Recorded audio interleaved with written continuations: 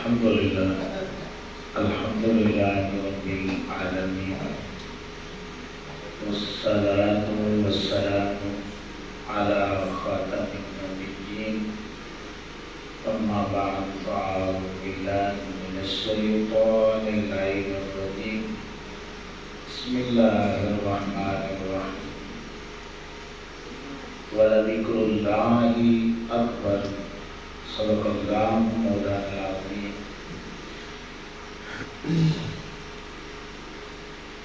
حمد و صلاۃ کے بعد آپ تمامی احباب کو السلام علیکم ورحمۃ اللہ وبرکاتہ. امام الانبیاء صلی اللہ علیہ وآلہ وسلم کے غلاموں،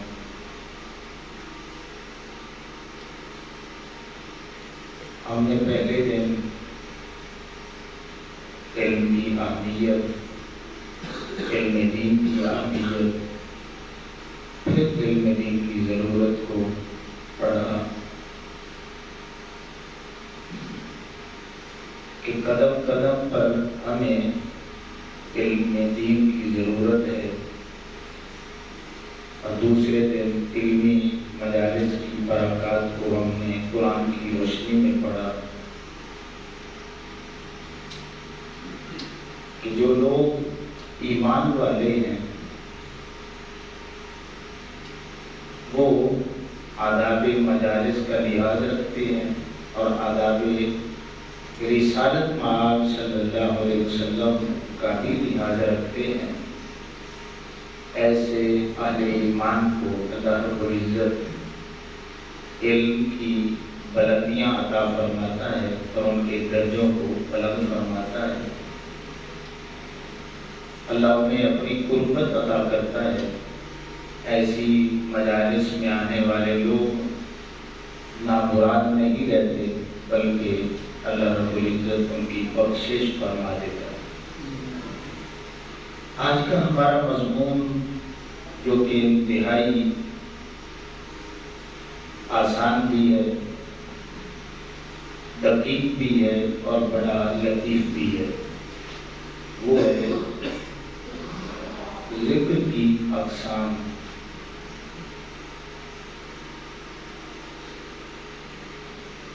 اللہ رب العزت نے فرمایا کہ وَلَذِكْرُ اللَّهِ أَكْبَرُ،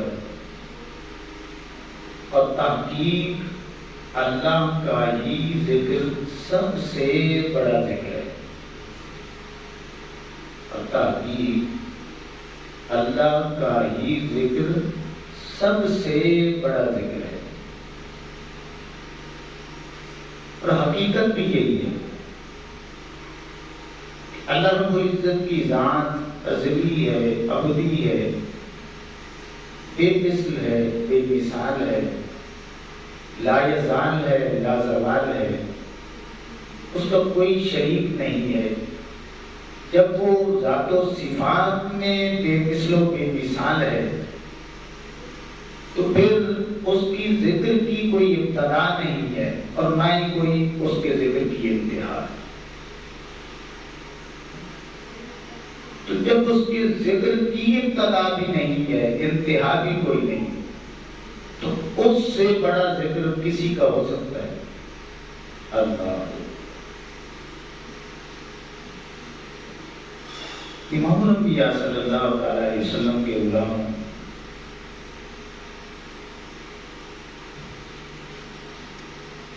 ایک تو جو ہمارے ہاں عموم میں یہ ذکر کیا جاتا ہے کہ اللہ اللہ اللہ ہو، اور ہو کی ضربیں لگائی جاتی ہیں. اس میں کوئی شک والی بات نہیں ہے کہ یہ بھی اللہ کے ذکر ہے. اللہ اللہ کرتے کرتے ہو نظر آیا مجھے. اللہ اللہ کرتے کرتے ہو نظر آیا مجھے. ہو میں جب میں گم ہوا تو تو نظر آیا مجھے. ہو کی جب ضربیں لگی، عشق کی رمزیں کھلنے لگی، انگ انگ سے یہ نکلی صدا لا الہ الا اللہ. اس میں کوئی شک نہیں، لا الہ الا اللہ بھی اللہ کا ذکر ہے، استغفار کی تسبیحات بھی اللہ کا ذکر ہے، سبحان اللہ، الحمدللہ، اللہ اکبر، دیگر مسنون دعائیں بھی اللہ کے ذکر میں داخل ہیں. حتیٰ کہ آقا کریم صلی اللہ تعالی علیہ وآلہ وسلم کی ذات والی صفات پر درود و سلام کے گجرے پیش کرنا، ہدیہ پیش کرنا، یہ بھی اللہ کے ذکر میں داخل ہے. لیکن جو میں بات آپ کو سنانا چاہتا ہوں وہ یہ ہے کہ اللہ رب العزت کا سب سے بڑا ذکر وہ کیا ہے؟ سب سے بڑا ذکر جس کو قرآن میں اللہ رب العزت نے ارشاد فرمایا کہ اِنَّا نَحْنُ نَزَّلْنَا الذِّكْرَ وَإِنَّا لَهُ لَحَافِظُونَ، کہ اس ذکر کو، اس قرآن کو ہم نے ہی نازل کیا ہے اور ہم ہی اس ذکر کی حفاظت کرنے والے ہیں. اللہ اکبر. تو قرآن اللہ کا کلام جو ہے وہ اللہ کا سب سے بڑا ذکر ہے، اور یہ اتنا بڑا ذکر ہے کہ سارے اذکار کا وجود اس ذکر کی بنیاد کی وجہ سے، قرآن کی وجہ سے. اللہ اکبر. اب یہ ذہن میں رکھیں، ایک سوال ذہن میں آتا ہے کہ ہم اس کا ذکر کیوں کریں، اس کا ذکر کیوں کریں؟ اللہ فرماتا ہے کہ والذین آمنوا اشد حبا للہ، اور میں غیروں کو کہتا ہی نہیں ہوں کہ تم میرا ذکر کرو. جو ایمان والے ہیں نا، جنہوں نے خود اقرار کر لیا ہے کہ تو ہمارا رب ہے، میرے حبیب کریم علیہ السلام کی وجہ سے مجھے مان لیا ہے. اللہ فرماتا ہے جو میرے حبیب کریم علیہ السلام کے دیوانے پروانے ہو جاتے ہیں، مستانے بن جاتے ہیں، جو میرے حبیب کریم علیہ السلام سے محبت کرنے والے ہوتے ہیں، یہ ہو ہی نہیں سکتا کہ وہ میرے حبیب کریم علیہ السلام سے محبت کریں اور مجھ سے پھر شدید محبت نہ کریں. یہ ناممکن بات ہے. والذین آمنوا، جو اہل ایمان ہیں وہ اللہ سے شدید محبت کرتے ہیں. اگر کوئی اللہ رب العزت سے شدید محبت نہیں کرتا تو یہ بات ذہن نشین کر لیں، اس کا محبت رسول صلی اللہ علیہ وسلم کا دعویٰ جھوٹ پہ مبنی ہے. صرف محبت ہو جائے، صرف محبت ہو جائے تو کیا ہوتا ہے؟ بندے کی زبان پہ اس کا ذکر ہوتا ہے، دل میں اس کا ذکر ہوتا ہے، اس کے خیالوں میں اس کا ذکر ہوتا ہے. صرف محبت ہو جائے تو محبت اس کے پورے وجود پہ غالب ہوتی ہے. اللہ فرماتا ہے نہیں میرے بندے، تو نے مجھ سے صرف محبت نہیں کرنی، تو نے میرے حبیب کریم علیہ السلام کے ذریعے مجھے مانا ہے. اب یہ حق بنتا ہے کہ تو نے مجھ سے شدید محبت کرنی ہے. شدید محبت کیا مطلب؟ کہ تیری زبان پہ ہر وقت میرا ذکر ہونا چاہیے، تیرے دل میں، تیرے دل و دماغ میں ہر وقت میرا ذکر ہونا چاہیے. تب تیری محبت جو ہے وہ اشد حبا للہ کے ترازو میں تلے گی. اللہ اکبر. ابھی اس انداز میں ذکر کہ ہر وقت زبان ذکر کرے، اگر زبان نہیں کرتی تو ہر وقت دل اس کا ذکر کرے، اگر دل نہیں کرتا تو دل و دماغ میں اس کی یاد ہو. اس درجے کا ذکر نہیں کریں گے تو ہم مومن ہی نہیں. ہم محبت رسول صلی اللہ علیہ وسلم میں بھی کھوٹے ہیں. تو امام الانبیاء صلی اللہ علیہ وسلم کے غلام ہیں، پھر کس طرح ممکن ہے کہ بندہ اپنی دنیاوی کام بھی کرے اور اللہ کے ذکر میں ہو، اپنی مصروفیت میں بھی ہو، اللہ کا ذکر میں بھی ہو، سارے دنیا کے کام نپٹائے اور پھر اللہ کے ذکر میں بھی؟ اب یہ ذہن میں رکھ لیں کہ جو اللہ رب العزت کا سب سے بڑا ذکر ہے، سب سے بڑا ذکر، ایک بات اس کی سن لیں، پھر میں آپ کو ذکر کی قسمیں آپ کو بتاؤں گا، اور شاید زندگی میں آپ نے پہلی بار سنا جو اللہ رب العزت کا سب سے بڑا ذکر ہے نا، جسے اللہ نے اپنا قرآن، اپنا کلام کہا ہے۔ اللہ رب العزت اس کے متعلق ارشاد فرماتا ہے کہ وَمَنْ أَعْرَضَ عَنْ ذِكْرِي، اس سے خاص مراد قرآن ہے۔ اگر تم نے میرے ذکر سے منہ موڑ لیا، میرے قرآن سے منہ موڑ لیا، نمازیں بعد میں ہیں، روزے بعد میں ہیں، زکاتیں حج بعد میں ہیں، دیگر اعمال صالحہ بعد میں ہیں، اگر تم نے میرے قرآن سے منہ پھیر لیا تو پھر کیا ہوگا؟ فَإِنَّ لَهُ مَعِيشَةً ضَنكًا، تو ایک سزا دنیا میں دوں گا، وہ سزا یہ ہے کہ تمہاری معیشت کو میں تنگ کر دوں۔ وَنَحْشُرُهُ يَوْمَ الْقِيَامَةِ أَعْمَىٰ، اور ایسے بدبخت لوگوں کو جنہوں نے کلمہ پڑھ کے میرے قرآن کو چھوڑ دیا ہوگا، آخرت میں یہ سزا دوں گا کہ جب قبروں سے اٹھائے جائیں گے اندھے ہو کر اٹھیں گے۔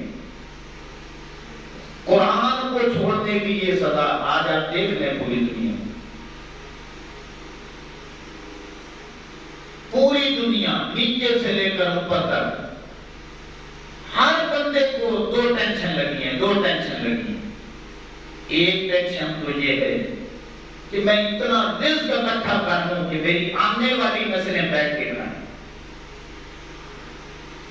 یہ فکر ہے یا نہیں ہے؟ ایک ٹینشن یہ لگی ہے کہ ہر بندہ ایک دوسرے سے ڈرتا ہے، اسے اپنی جان کا خطرہ ہے۔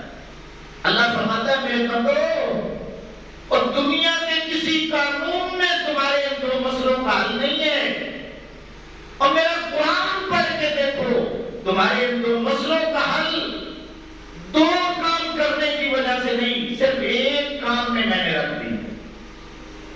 مالک کون سا کام ہم ایک کریں تو تم دو ہمارے کام کر دے گا۔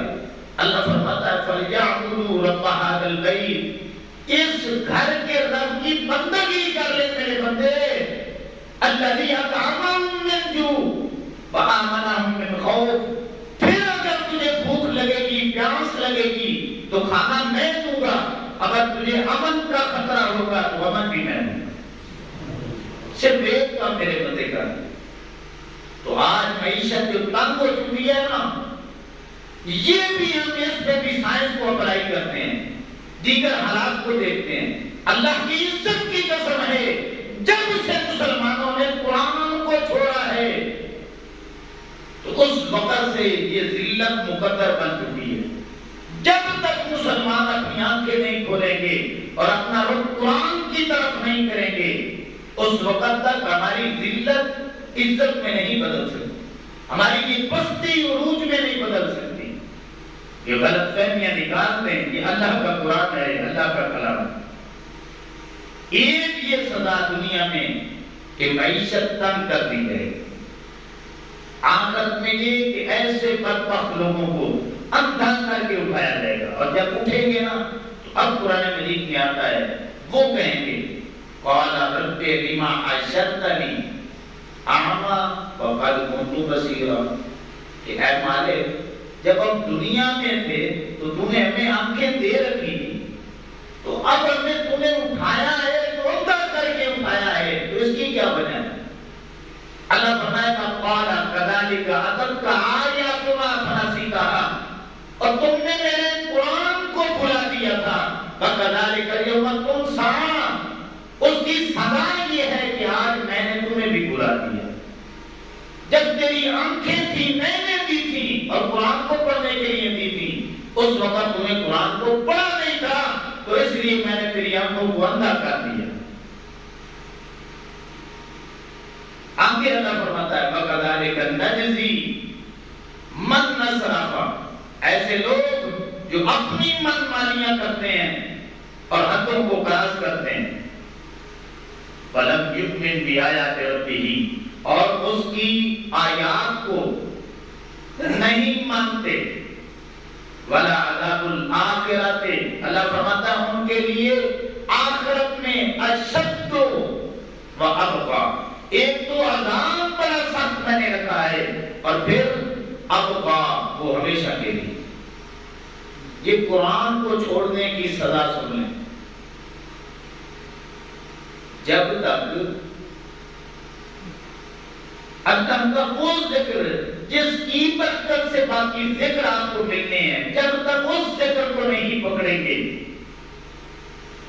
تو نماز تو قرآن سے ملنی ہے، روزہ تو قرآن سے ملنا ہے، زکوٰۃ تو قرآن سے ملنی ہے، حج آپ کو قرآن سے ملنا ہے، اعمال صالحہ آپ کو قرآن سے ملنے ہیں۔ تو جب آپ نے بنیاد ہی نہیں پکڑی تو پھر آپ عمارتیں کس پہ کھڑی کریں گے، چھت کس پہ بنائیں گے؟ اللہ تو امام الانبیاء صلی اللہ علیہ وسلم کے غلاموں، اب یہ جو لفظ ذکر آیا ہے، ذکر،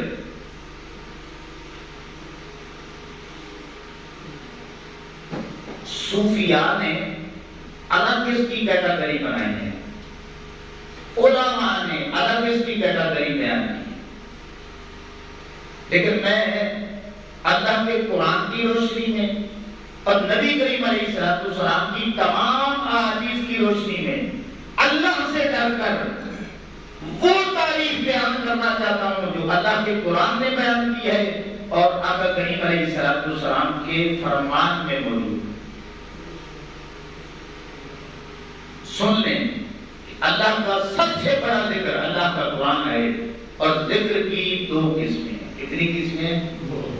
آگے جتنی بھی قسمیں آئیں گی وہ ان دو میں سے ان کا کنیکشن ہوگا کسی نہ کسی کے ساتھ۔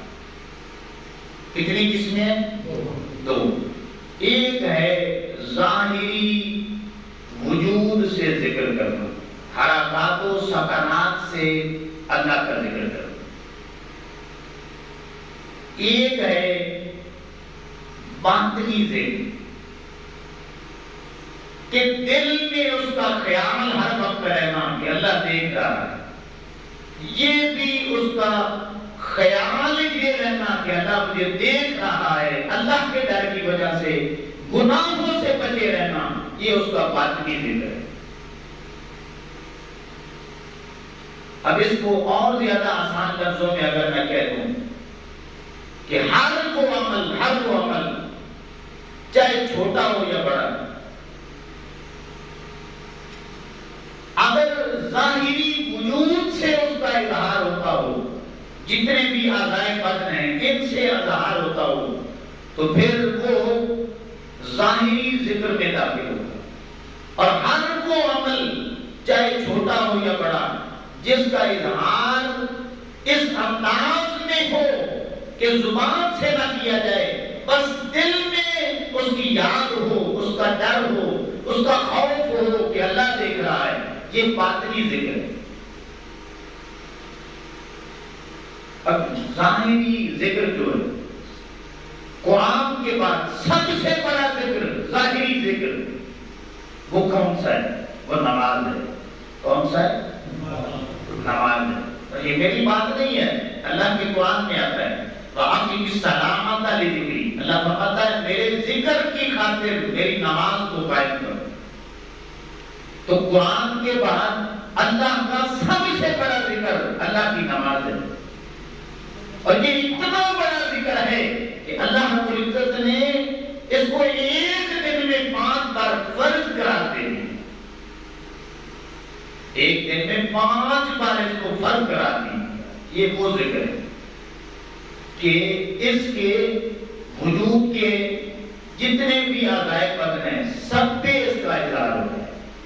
زبان سے بھی آپ ثنا پڑھتے ہیں نہیں پڑھتے، سورہ فاتحہ پڑھتے ہیں، قرات کرتے ہیں، دیگر کلمات پڑھتے ہیں، تسبیحات پڑھتے ہیں، التحیات پڑھتے ہیں، درود و سلام پڑھتے ہیں، پھر ہاتھوں کو اٹھاتے ہیں، رکوع کرتے ہیں، سجود کرتے ہیں، تو ظاہری وجود سے اس کا اظہار ہوتا ہے، تو اسے کیا کہتے ہیں؟ ظاہری ذکر۔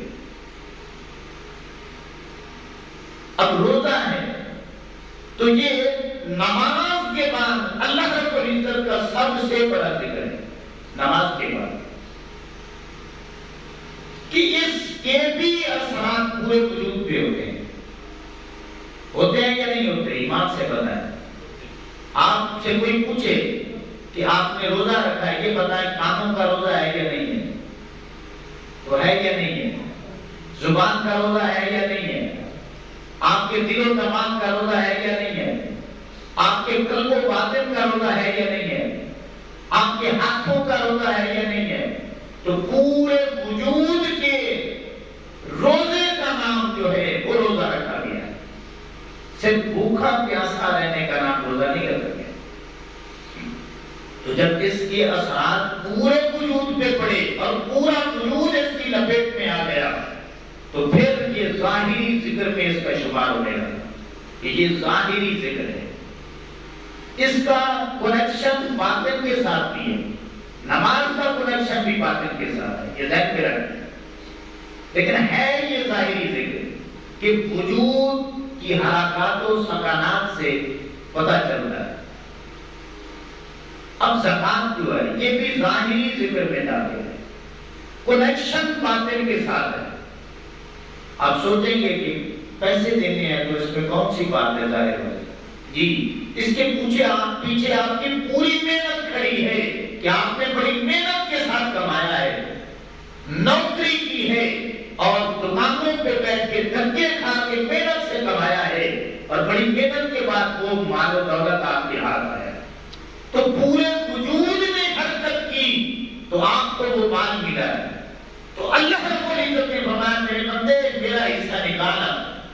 تو جب بندہ اللہ کے حکم پہ وہ 2.5% نکالتا ہے تو پورا وجود سمجھے اس وقت حرکت میں ہوتا ہے۔ آپ کا دل و دماغ بھی گواہی دیتا ہے کہ میں اللہ کے لیے دے رہا ہوں، زبان سے بھی اقرار کرنا پڑتا ہے کہ اللہ کے لیے دے رہا ہوں، اور پھر ہاتھ بھی حرکت میں ہوتے ہیں کہ اللہ کے لیے دے رہا ہوں۔ اس لیے صاحب نصاب ہو کے جو زکات دیتا ہے وہ ظاہری ذکر کر رہا ہو۔ اسی طرح حج ہے، تو جب بندہ حج پہ جاتا ہے، اللہ کے گھر کے پھیرے لگانے کے لیے جاتا ہے، تو اس کا پورا وجود حرکت میں ہوتا ہے یا نہیں ہوتا؟ اس کی سوچیں اللہ کی طرف ہوتی ہیں یا نہیں ہوتی؟ اس کے قلب و باطن میں مکہ مدینہ کے خیال ہوتے ہیں یا نہیں ہوتے؟ تو سارا وجود حرکت میں ہوتا ہے۔ تو نماز قرآن کے بعد اللہ کا سب سے بڑا ذکر ہے، ظاہری ذکر۔ روزہ نماز کے بعد اللہ رب العزت کا سب سے بڑا ذکر ہے، اور زکات روزے کے بعد سب سے بڑا اللہ کا ذکر ہے، اور حج زکات کے بعد اللہ رب العزت کا سب سے بڑا ذکر ہے۔ تو جب سب سے بڑے ذکر نماز، روزہ، زکات اور حج قرار پائے، اس بنیاد پہ یہ فرائض میں داخل ہو۔ اللہ اکبر۔ اب آئیں واجبات میں، اب آئیں سنن اور نوافل میں، مستحبات میں، یہ جتنی بھی چیزیں درجہ بدرجہ اذکار میں داخل ہوتی چلی جائیں گی، وہ سارے ظاہری ذکر بنتے چلے جائیں گے۔ تو یہ ہے ظاہری ذکر، اور اس کا وجود قرآن مجید سے ہمیں ملتا ہے۔ اللہ اکبر۔ اب آئیں باطنی ذکر کی طرف، کہ باطنی ذکر کون سا ہے، اور اس کا ذکر بھی قرآن مجید میں موجود ہے۔ سورہ انفال کی آیت کریمہ ہے، اللہ فرماتا ہے کہ انما المؤمنون الذین اذا ذکر اللہ، بے شک مومن وہ لوگ ہیں اذا ذکر اللہ، جب اللہ کا ذکر کیا جاتا ہے تو وجلت قلوبہم، ان کے دل اللہ کی یاد کی وجہ سے ڈر جاتے ہیں۔ وَإِذَا تُلِيَتْ عَلَيْهِمْ آيَاتُهُ زَادَتْهُمْ ایمانا، اور جب ان کے سامنے قرآن کی آیتیں پڑھی جاتی ہیں تو ان کا ایمان بڑھ جاتا ہے۔ دو باتیں کی، اللہ کا ذکر ان کے سامنے آ جائے تو اللہ کے خوف کی وجہ سے اللہ کا ڈر جو ہے نا ان کے دلوں میں آ جاتا ہے کہ اللہ دیکھ رہا ہے۔ اب یہ کیفیت بندے کی آ جائے ہر کام کرتے ہوئے کہ میرا رب مجھے دیکھ رہا ہے، اللہ کا خوف ہر وقت غالب رہے، تو وہ بندہ گناہوں سے بچ جائے۔ اسے ذکر قلبی کہتے ہیں، اسے باطنی ذکر کہتے ہیں۔ ابھی بھی آپ کو اگر میری بات سمجھ نہیں آئی تو میں مثال دے کے سمجھاؤں گا کہ اللہ رب العزت نے حکم دیا ہے کہ جھوٹ نہیں بولنا۔ اب بندہ دکان پہ بیٹھا ہے اور جھوٹ چھوڑ دیتا ہے، اب اس نے زبان سے تو اللہ کا ذکر نہیں نہ کیا، اللہ نہیں کیا، اب اس نے دکان پہ بیٹھ کے سچ پہ ڈٹا رہا، سچائی پہ کھڑا رہا اور اس نے اپنا سودا دے دیا۔ اب ایمان سے بتائیں اس بندے کا تو ڈر ہے ہی نہیں، اس نے اس سے تو قیمت لے لی ہے، یہ جو کام اس نے لی ہے اللہ کے ڈر کی وجہ سے، اللہ کے خوف کی وجہ سے، اب اس کے دل میں اللہ کا خیال آیا ہے یا نہیں ہے؟ یہ جو اللہ کے ڈر کی وجہ سے اس کے دل میں اللہ کی یاد آئی ہے، اس وقت اللہ کا قرآن کہتا ہے وہ بندہ بھی ذکر قلبی میں مشغول ہوتا ہے۔ فرشتے لکھ دیتے ہیں کہ میرے اس بندے نے بھی ذکر کر دیا۔ اسی طرح اگر کوئی چغلی سے بچ جاتا ہے تو یہ ذکر قلبی کر رہا ہے۔ اسی طرح اگر کوئی غیبت سے بچتا ہے تو وہ ذکر قلبی کر رہا ہے۔ اسی طرح اگر کوئی بہتان بازی سے بچتا ہے تو وہ ذکر قلبی کر رہا ہے۔ اسی طرح چھوٹے سے چھوٹا اور بڑے سے بڑا گناہ جب بندہ بچتا ہے اور اس کے دل میں یہ خیال آتا ہے کہ میرا رب مجھے دیکھ رہا ہے، ان سارے گناہوں سے بچنے کی وجہ کیا ہوتی ہے کہ دل میں خیال آتا ہے کہ میرا رب مجھے دیکھ رہا ہے۔ تو یہ جو دل میں خیال آیا ہے نا، اس بنیاد پہ وہ جو لمحہ اس پہ گزرتا ہے بندے پہ، اللہ رب العزت لکھ دیتا ہے کہ میرے بندے نے دل سے میرا ذکر کر دیا۔ اللہ تو امام الانبیاء صلی اللہ علیہ وسلم کے غلاموں ہیں۔ اب ایک گر کی بات میں آپ کو بتانے لگا ہوں، اللہ کرے آپ اسے یاد رکھ لیں۔ اب ظاہری ذکر میں نے آپ کو بتا دیا، باطنی ذکر یا قلبی ذکر کہنے وہ بھی میں نے آپ کے سامنے رکھ دیا۔ اب جس کو جسمانی مردیں لگی ہوئی ہیں نا، جسمانی مردیں، وہ اللہ رب العزت کا ظاہری ذکر شروع کر دے، اللہ کی عزت کی قسم ہے ظاہری ذکر کی برکت سے اس کے ظاہری قسم کی بیماریاں دور ہیں۔ اب جس کو باطنی بیماری لگی ہیں، باطنی بیماریاں لگی ہیں، وہ اللہ رب العزت کا باطنی ذکر شروع کر دے، اللہ رب العزت باطنی ذکر کی وجہ سے اس کی باطنی بیماریاں دور کر دے گا۔ یہ گر کی بات ہے، لیکن اس طرف ہماری توجہ نہیں ہے۔ اللہ کو ایک حدیث پاک میں آتا ہے، آقا علیہ السلام نے فرمایا کہ مثل الذی یذکر ربہ والذی لا یذکر ربہ مثل الحی والمیت، کہ اللہ رب العزت کا ذکر کرنے والے اور اللہ رب العزت کا ذکر نہ کرنے والے، ان کی مثال یہ ہے کہ ایک زندہ کھڑا ہے، ایک مردہ ہے۔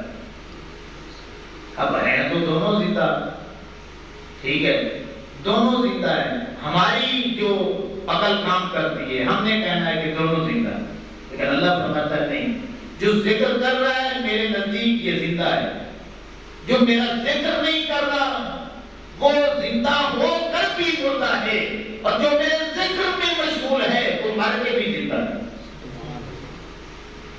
اسی لیے ام المومنین عائشہ صدیقہ رضی اللہ تعالی عنہا بیان کرتی ہیں، آقا علیہ السلام کا فرمان ہے یذکر اللہ علی کل احیانہ۔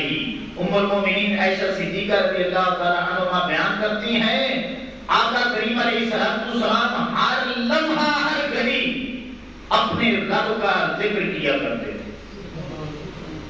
یہ حدیث پاک مسند احمد میں موجود۔ آپ سوچیں کہ آقا علیہ السلام ہر لمحہ کس طرح اللہ کے ذکر میں ہوتے ہیں۔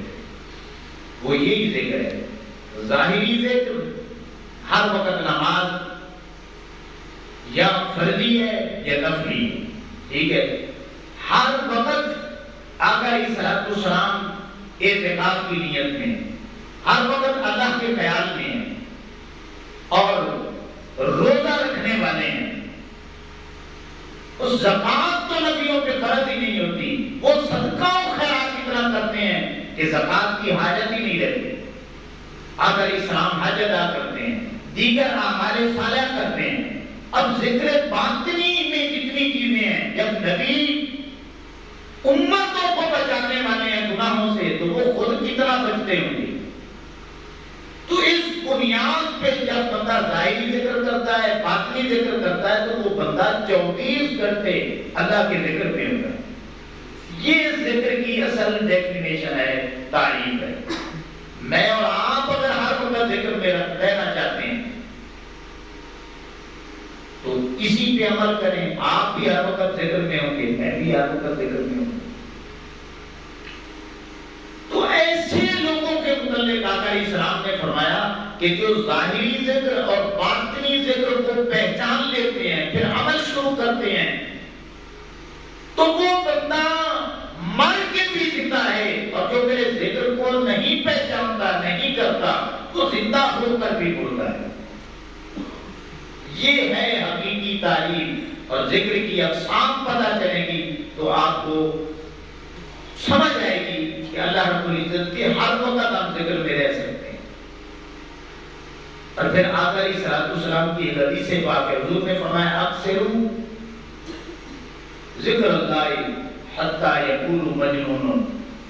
کہ میرے غلاموں اللہ کا ذکر اس انداز میں کرو کہ لوگ تمہیں کہیں کہ پاگل ہو گیا.